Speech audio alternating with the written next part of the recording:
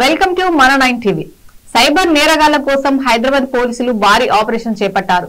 AP, Karnataka, UP, Gujarat రాష్ట్రాల్లో ప్రత్యేక operation నిర్వహించి 23 మంది సైబర్ నేరగాళ్లను అరెస్ట్ చేశారు.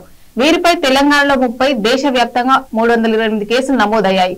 నిందితుల నుంచి సెల్ ఫోన్లు, చెక్ బుక్లు, సిమ్ కార్డులను స్వాధీనం చేసుకున్నారు.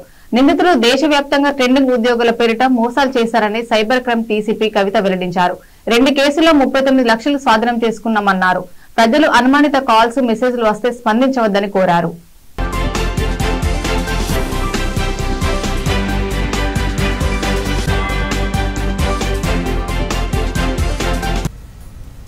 Cyber crimes Hyderabad city special operation లో భాగంగా ఒక 6 డిఫరెంట్ స్టేట్స్ ని విజిట్ చేయడం జరిగింది.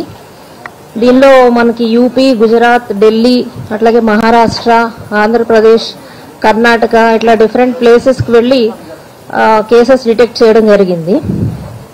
దీనిలో భాగంగా మనకి ఈ రోజు నిన్న నైట్ వరకు చూస్తే టోటల్ గా 23 అక్యూజ్డ్ ని అప్రహెండ్ చేశారు.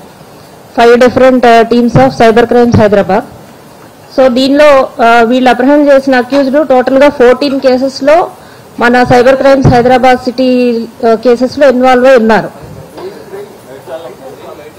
టోటల్ గా సిటీ సైబర్ క్రైమ్స్ లో 14 కేసెస్ అన్నమాట. ఈ కేసులన్నిటిలో కలిపి మనకి పోయిన అమౌంట్, ఫ్రాడులెంట్ అమౌంట్ చూస్తే 5.29 crores లాస్ట్ అమౌంట్.